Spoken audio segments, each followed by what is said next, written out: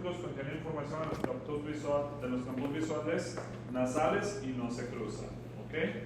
En los campos visuales, permite al médico determinar qué parte de la vía visual podría ocurrir una lesión. ¿Okay? En la exploración física vamos a ver algo que se llama campimetría, ¿okay? En el que tenemos al paciente enfrente de nosotros y vamos a ir haciendo esto y le tenemos que decir al paciente, lo vamos a revisar el día de mañana, le tenemos que decir al paciente que nos diga hasta dónde él nos ve. Si no ve algún punto, nosotros vemos en qué parte, en qué campos visuales no ve, y nosotros tenemos que deducir en qué parte está la lesión. ¿Okay? ¿Cómo se deduce? La siguiente. Entonces, fíjense, si tenemos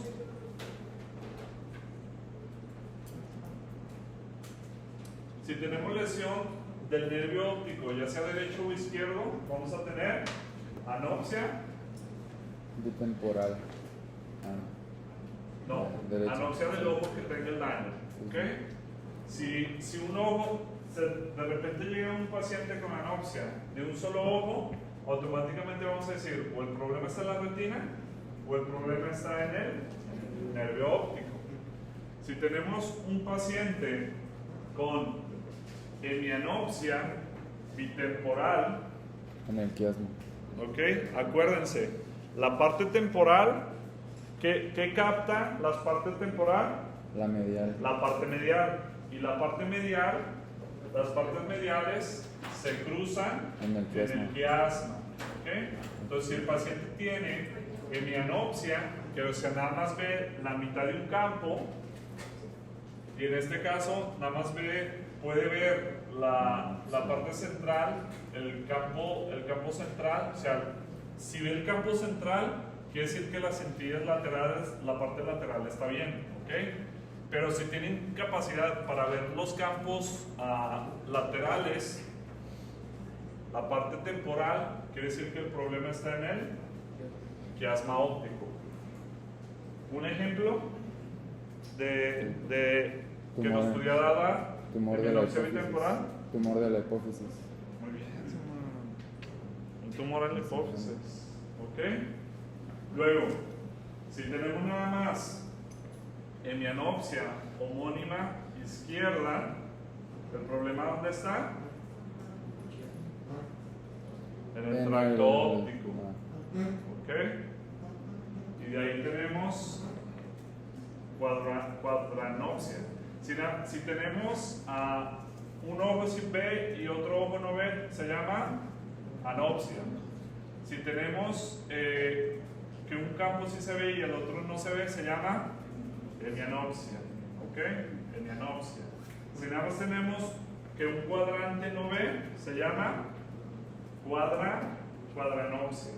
¿Ok? Podemos tener cuadranopsia superior homónima izquierda, que el problema estaría en el lóbulo temporal. Podemos tener una cuadranopsia homónima izquierda inferior, que el problema estaría en la radiación dorsal óptica. O podemos tener finalmente un escotoma central. ¿Ok? ¿Se acuerdan cuál es la importancia de esto? ¿En qué se podría presentar? Si hay un problema en el disco óptico. ¿Ok?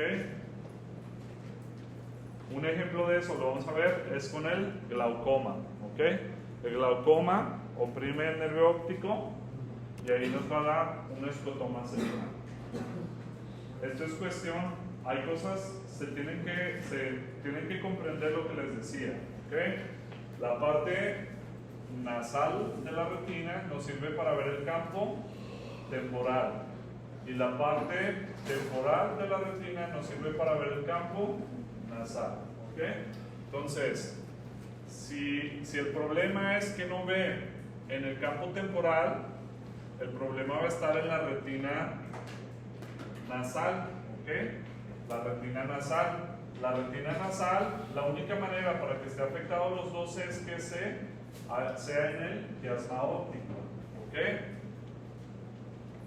Luego, si tenemos una hemianopsia homónima izquierda. Entonces, En el si no tracto puede ver el campo temporal, el problema está en la parte medial de la retina, de este lado. ¿Y de este lado dónde estaría? El problema estaría en la parte temporal. Entonces, el problema No, sería... el problema del lado izquierdo es medial y el problema del lado derecho es temporal, Si se fijan, pero aquí se refleja al revés. Aquí viene la retina temporal y la retina medial. Entonces, por eso es que se presenta la hemianopsia homónima izquierda. ¿Ok? Es cuestión de práctica y tienen que ir jugando y ir meditando. ¿Ok? Pero eso es muy, muy importante, porque cuando hacen campimetría, ustedes van a poder ver que los pacientes pueden presentar esto. Dependiendo de los hallazgos en la campimetría, dependiendo de esto, ustedes deben de saber a qué nivel se encuentra la lesión en la vía central. ¿Ok? Eso es básico, fundamental, que deben de saber. ¿Ok? Se me ocurre en el examen ponerles de que esto y decirles qué tiene el paciente. Ustedes tienen que contestar hemianopsia homónima izquierda y les voy a preguntar, la segunda pregunta, ¿a qué nivel está la lesión en la vía óptica? Ustedes tienen que poner en el tracto óptico. ¿Ok? ¿Dudo pregunta? No. Es cuestión de estudiarla, de saber que la retina medial nos ve el campo nasal, la retina temporal nos ve el campo, la retina nasal nos ve el campo temporal y la retina temporal nos ve el campo medial. ¿Ok? Hay que saber que las fibras que capta la retina medial se cruzan en el quiasma óptico. ¿Ok? Entonces, un resumen de esto, una manera de simplificarse. La siguiente, ¿verdad? Entonces, las lesiones visuales monooculares sugieren una enfermedad anterior al quiasma óptico, ¿ok? Ya sea en el ojo o en el nervio, ¿ok? Los defectos de campos bilaterales sugieren enfermedad distal o después del quiasma óptico, ¿ok? Acuérdense que en el quiasma óptico se cruzan las partes mediales. Entonces, si hay afección en ambos ojos, la lesión por consiguiente debe estar o en el quiasma o posterior al quiasma. ¿Ok? Y como dijo su compañero Samuel, los tumores hipoficiarios pueden presionar el quiasma óptico y causar hemianopsia bitemporal. ¿Ok? Esa hemianopsia bitemporal se pregunta en todas partes, desde anatomía, desde neurociencias, desde fisiología, hasta el examen nacional. ¿Ok? Es algo básico y sencillo, que una hemianopsia bitemporal, el problema está en el quiasma óptico. Muy bien. Y se acabó esto. Ok, entonces ahora vamos a ver la anamnesis.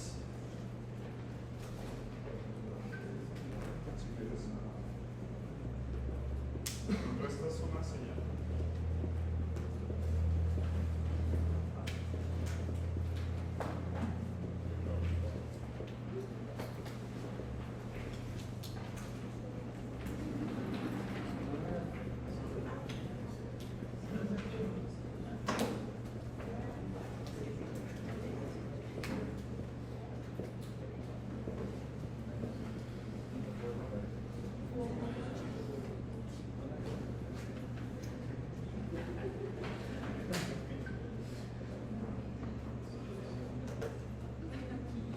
Lizeth Parra, ¿saben quién es Lizeth Parra? Sí, la doctora. Pues sí, ¿verdad? Se fue de especialidad y ella nos dejó sus presentaciones para la clase. Entonces, en esta presentación voy a ir un poquito rápido, ¿ok? Que ya queda poco tiempo y tenemos que terminarla de ver el día de hoy. Anamnesis de oftalmología, ¿ok? ¿ok? ¿Qué es la anamnesis? Pues el interrogatorio del paciente es muy importante para la historia clínica y tiene que tener preguntas dirigidas, ¿ok? ¿Cuáles son las primeras preguntas? ¿Cuál es lo primero que ustedes van a ver en el paciente? Si el paciente usa lentes o no, ¿ok? Automáticamente, si el paciente usa lentes, automáticamente ustedes saben que el paciente tiene una ametropía, ¿ok? Tiene un problema en la agudeza visual. Pero la primera pregunta que le deben de hacer a su paciente es ¿cómo está su visión? ¿Ok? ¿Tiene algún problema con sus ojos? La primera pregunta que se hace, ¿ok? Antes de efectuar el examen es necesario saber los síntomas oculares, ¿ok? ¿Cuáles son los síntomas oculares más comunes? Ojo rojo, prurito, lagrimeo. ¿Cómo se le llama al lagrimeo? Epífora, ¿ok? Lagrimeo, epífora. Aparte del lagrimeo, tenemos la secreción, ¿ok? Dolor ocular. Ahora lo vamos a ir viendo, ¿ok? Antecedentes de contacto con pacientes afectados. Hay que establecer los antecedentes mórbidos, enfermedades recientes u otras conocidas de repercusión ocular, como la diabetes mellitus y la hipertensión arterial. ¿Okay? En nuestro medio, en nuestro amado México, que la diabetes mellitus es una de las principales causas de muerte, tanto la diabetes como la hipertensión dañan directamente el ojo. ¿Okay? Pregunta para el ENAM. Paciente diabético, cada cuando lo tienen que mandar al oftalmólogo. Los pacientes diabéticos tienen que ser enviados al oftalmólogo una vez al año, mínimo, ¿okay? Que se tienen que estar revisando. Hay que ver qué medicamentos o qué alimentos toma. Hay que ver la historia familiar de afecciones oftalmológicas, ¿okay? Vamos a ver síntomas oculares. Tenemos visuales y no visuales. Dentro de los no visuales tenemos dolorosos y no dolorosos, ¿ok? Síntomas visuales, ¿ok? ¿Cuáles son las preguntas? ¿Hay disminución de la visión? ¿Ha tenido disminución en la agudeza visual? ¿Ha notado que de un tiempo para acá ha necesitado o ha sentido necesidad de usar lentes? ¿Ha perdido la capacidad de ver de cerca? ¿Ha perdido la capacidad de ver de lejos? ¿Hay visión borrosa? ¿Tiene visión borrosa? ¿Ve borroso? Eso es muy importante. ¿El inicio es súbito o gradual? ¿Le afecta a ambos ojos o solamente un ojo?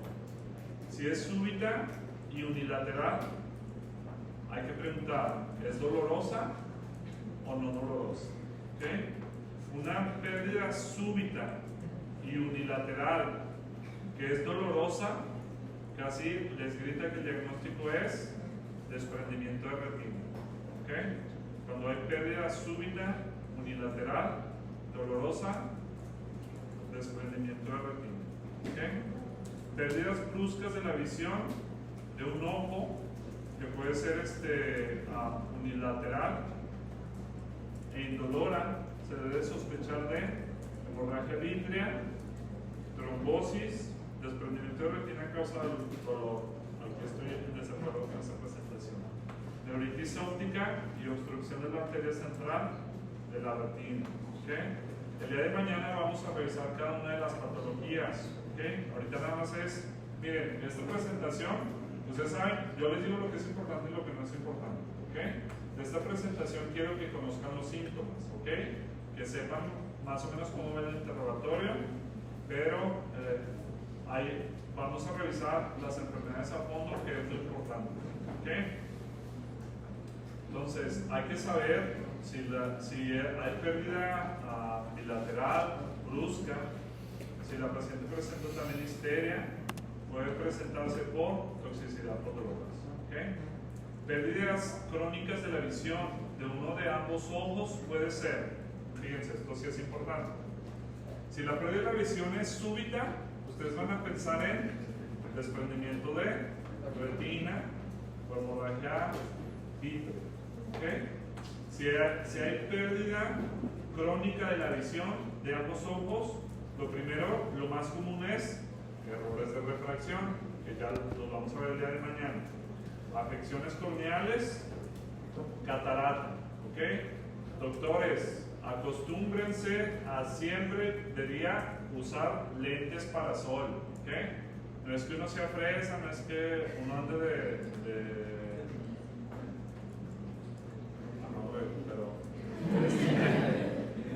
pero aprendan a usar siempre los lentes, gafas para el sol. ¿Por qué?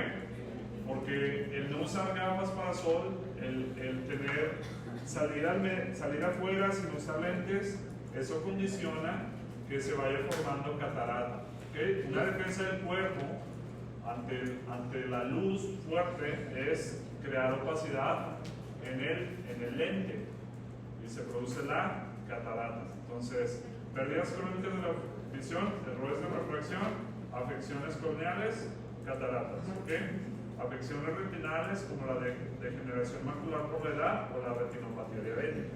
Las vamos a ver el día de mañana. Disminución de la agudeza visual. Podemos tener de ambos ojos, puede ser una patología intracraniana, puede ser unilateral, anormalidades anteriores del quiasma. ¿Okay? Entonces, fíjense, clave, siempre que haya afección de la visión bilateral, ustedes automáticamente van a decir, el problema está posterior al quiasma, en el quiasma posterior del quiasma. ¿Okay? Si hay unilateral, el problema está por delante, anterior al quiasma. ¿Okay? Puede ser desprendimiento de retina. El desprendimiento de retina se caracteriza por la sensación de cortina, que se tapa una porción del campo visual. ¿Okay? También puede ser por glaucoma o retinitis pigmentosa. Y no se preocupen por los detalles, los vamos a ver mañana. Disminución de la agudeza visual cuando es dolorosa. Puede ser una úlcera corneal, una uveitis, un enfisema traumático o un glaucoma de ángulo cerrado. ¿Okay? Disminución de la visión periférica. La visión es borrosa en todo el campo o solo en una parte. Es central, periférica o bilateral. Si tenemos disminución de la visión periférica, ¿qué vamos a sospechar?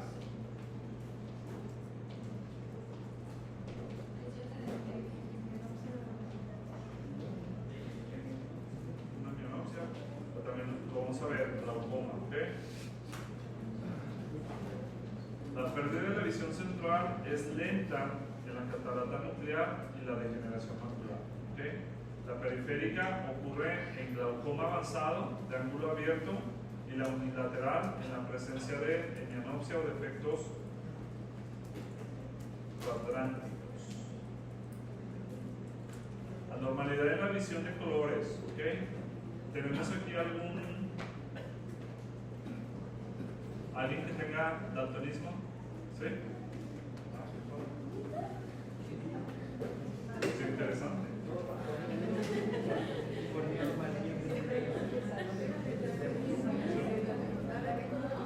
Muy bien, entonces normalmente puede ser hereditaria o adquirida.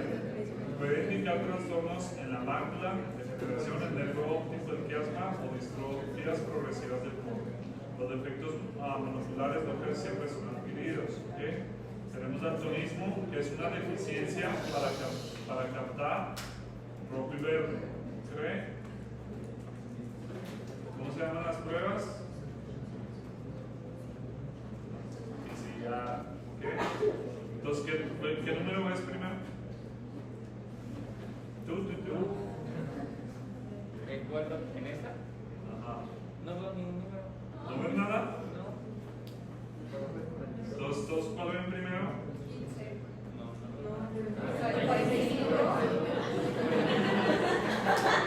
Ok, tenemos dos. El segundo.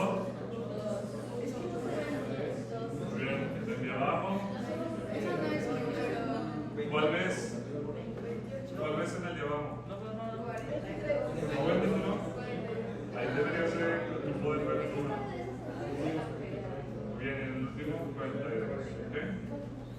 Ahora, si no ve del todo, si ya hay cegueras, a la ceguera se le conoce como amaurosis. ¿Ok?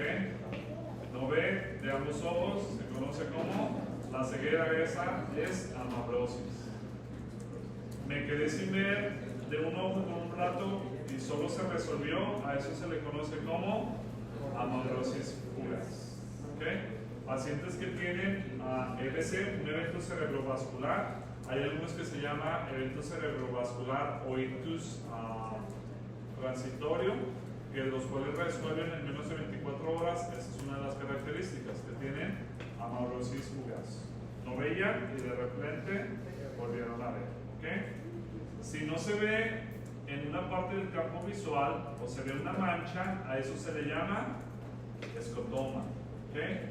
No ver una parte del campo visual o una mancha, eso, a ese síntoma se le llama escotoma. ¿Okay? Las preguntas que hay que hacer: ¿hay manchas visuales o zonas donde el paciente no puede ver? Generalmente referidos como velos o cortinas que oscurecen una parte de la visión. ¿Okay? Si el paciente le dice veo un velo o una cortina, a eso se le llama como un escotoma. ¿Okay?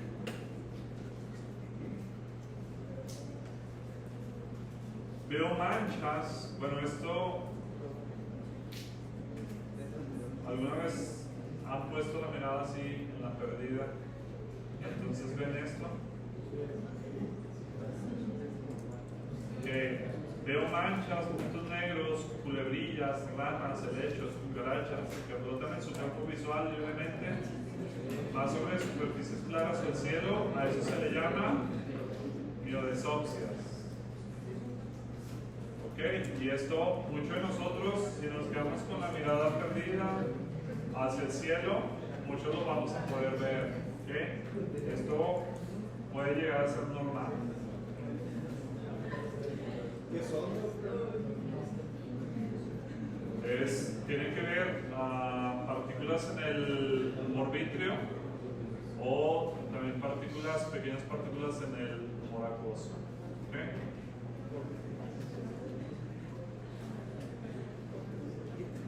Miodesopsias. ¿Okay? ¿A qué se le conoce? Moscas volantes. Si el paciente le dice veo moscas, ese síntoma es miodesopsias. ¿Okay? Hay que saberlos. ¿Hay manchas visuales o zonas donde el paciente no puede ver? Se observan en forma de pelusas, mosquitos o simplemente puntos negros que se desplazan o flotan en su campo visual. ¿Algunos de ustedes los han visto? Sí. ¿Sí?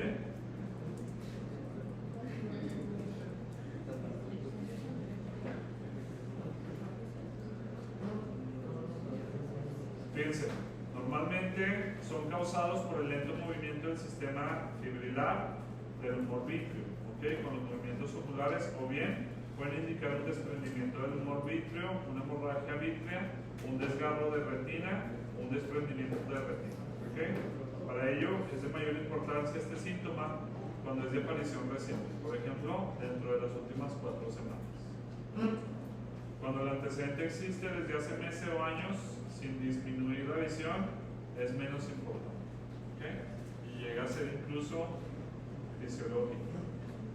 Veo luces, destellos de luz, flashes, relámpagos en el campo visual, a eso se llama fotopsias o fosfenos. ¿Okay? Si el paciente les dice que ve luces, se llama fotopsias o fosfenos. ¿Okay? Se origina en la estimulación mecánica de la retina. Hasta un ejemplo de fotopsias. ¿Okay? ¿Alguno de ustedes alguna vez ha visto una fotopsia?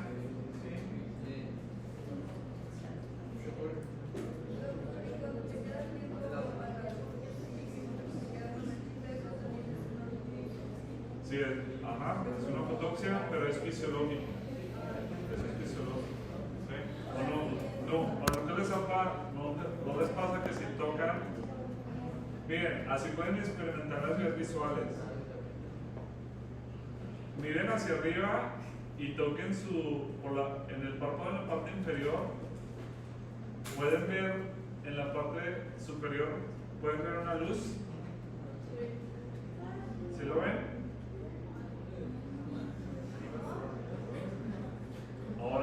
Ahora toquen su párpado en la parte superior y traten de mirar a la parte inferior. ¿Sí lo ven? Sí. Eso también es una fotopsia. ¿Okay?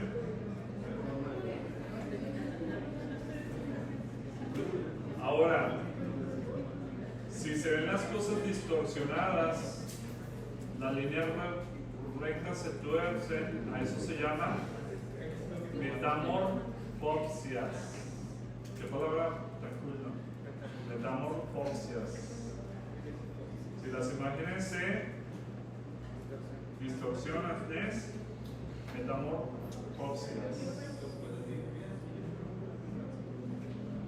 Veo halos alrededor de las luces.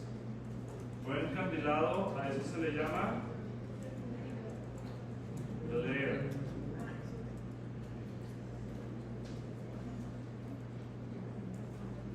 Si la luz es incómoda, a eso se le llama fotofobia. ¿Okay? El rechazo doloroso a la luz cuando se dirige sobre los ojos. ¿Okay? Eso se ve sobre todo en afecciones inflamatorias de la córnea, queratitis aguda, úlcera corneal o una iridociclitis aguda. Si se ve las cosas dobles, ¿cómo se llama el síntoma? Diplopia.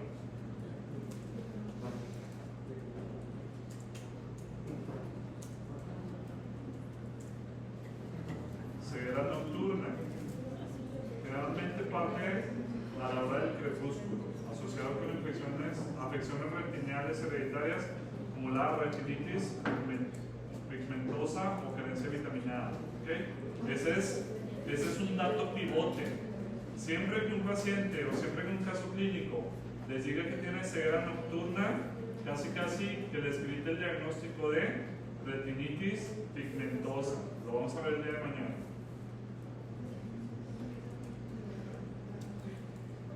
Agnosia visual. ¿Qué es la agnosia visual? Es muy interesante este síntoma. Es un síntoma neurológico que se produce por afectación de los centros visuales corticales de asociación, específicamente el área 18 de Brodmann por hemorragia. Los pacientes ven los objetos, pero no pueden conocerlos. ¿Okay? Ven el objeto, pero no pueden describirlo. ¿Okay? No saben qué es. ¿Okay? Eso es una agnosia visual. Síntomas visuales no dolorosos. Primero es la sensación de cuerpo extraño.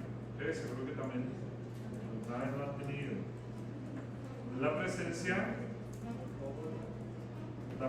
de un cuerpo extraño en la córnea o en el tarso palpebral. ¿Okay?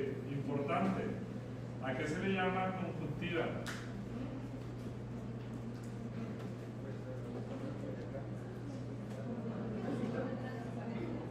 A la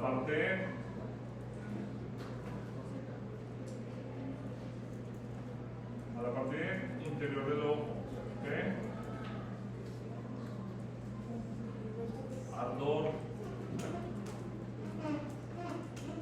Los pacientes lo refieren directamente como ardor ocular o sensación de quemadura. Normalmente se produce por afecciones inflamatorias de la córnea, una úlcera corneal o una queratitis. ¿Okay? Luego debemos ser dolor pericular.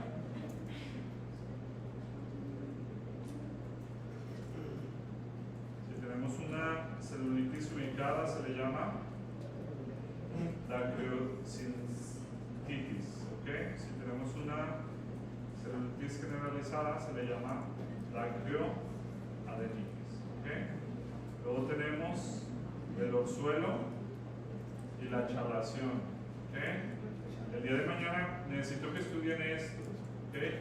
Que descarguen. No importa. Buscan, nada más necesito que lean rápido, ¿ok?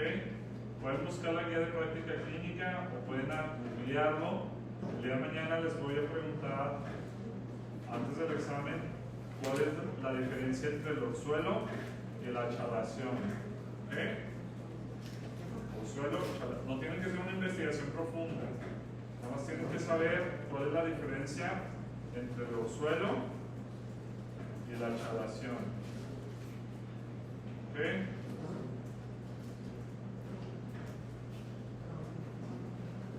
¿Saben cómo le llaman a esto? Perrillas, ¿ok? Entonces hay que saber la fisiopatología, pues, tiene dos fisiopatologías diferentes y el tratamiento depende de saber identificar si es un orzuelo o si es una chalación, ¿ok? Es algo importante que tienen que saber a la consulta como médicos generales. Cefalea de origen ocular. Esta es más frecuente producida por errores de refracción, ¿ok? Parcialmente corregidos o no corregidos con lentes ópticos. La cefalea, acuérdense, cefalea ocular, lo más común es que esté producida por errores de refracción. El lente, el cristalino, se cansa de tratar de estar haciendo acomodación, ¿ok?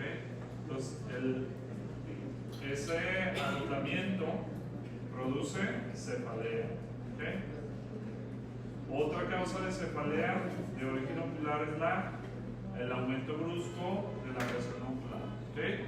Siempre que haya aumento de la presión ocular, ustedes casi que lo traducen como glaucoma. ¿Okay? Tenemos presión intracefálica, pero también tenemos presión intraocular. El aumento de la presión intraocular en la mayoría de los casos va a ser glaucoma. ¿Okay? Pues en su mente deben de traducir como aumento de la presión intraocular por glaucoma. ¿Okay? Síntomas no visuales y no dolorosos. Prurito ocular. Los pacientes se frotan los ojos a través de los párpados en busca de alivio. Se presentan datos de conjuntivitis bacterianas o alérgicas y afectaciones palpebrales alérgicas. ¿Okay? Conjuntivitis se caracteriza por hay ojo rojo, hay prurito ocular, hay disminución de la agudeza visual y hay secreción. ¿Ok? Lo vamos a ver el día de mañana. Lloran los ojos, lagrimeo de ojos, no voluntario o no hay nada que esté causando que los pacientes lloren y les lagrimean. A eso se le conoce como epífora. ¿Okay? Epífora, las lágrimas llenan los ojos y escurren por la mejilla. En los pacientes, en casos agudos, puede ser manifestación de hiperproducción refleja por irritantes o emociones. En los casos crónicos indica alteración del drenaje de las lágrimas. Secreción ocular podemos tener purulenta y no purulenta. ¿Okay? La presencia de grumos de secreción en los fondos de los arcos conjuntivales, en los cantos palpebrales o en el borde de los párpados indica la presencia de una infección de la conjuntiva o palpebral. Párpados pegados. Normalmente los pacientes que tienen conjuntivitis te van a decir que amanecen con los ojos cerrados. ¿Okay? Se produce por infecciones palpebrales o conjuntivitis. Escamas palpebrales. Los pacientes portadores de blefaritis crónica relatan la presencia permanente de caspa en los párpados o costras en el borde palpebral.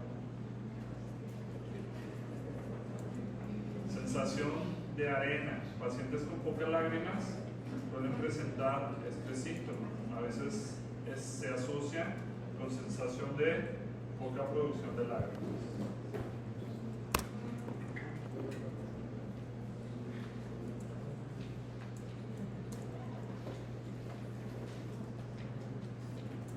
tenemos el parpadeo frecuente. ¿Ok? Afección inflamatoria de los párpados o de la conjuntiva lleva a cerrar frecuentemente ambos ojos. Cuando se cierra solo uno de los ojos en forma repetida, puede tratarse de tic. En el caso de niños debe ser inmediatamente evaluado por un psiquiatra o un psicólogo. ¿Ok? Y terminamos.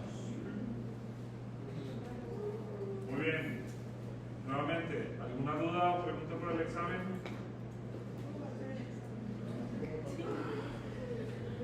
¿Ya lo? Miren, estudien lo de TESME, ¿ok? Estudien las monografías.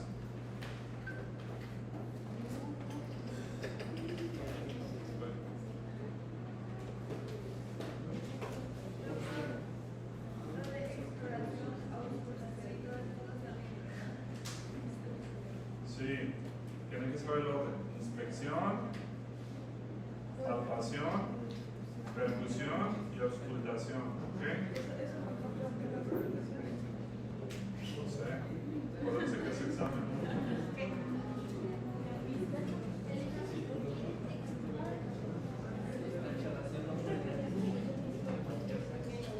De lo que vimos hoy, acuérdense que no va a venir lo de.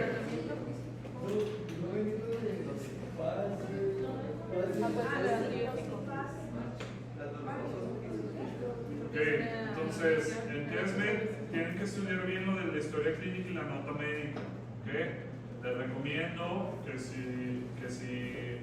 que lo vuelvan a, si ya lo tienen en nivel 1, el día de hoy lo lleven a nivel 2 o nivel 3. ¿Ok?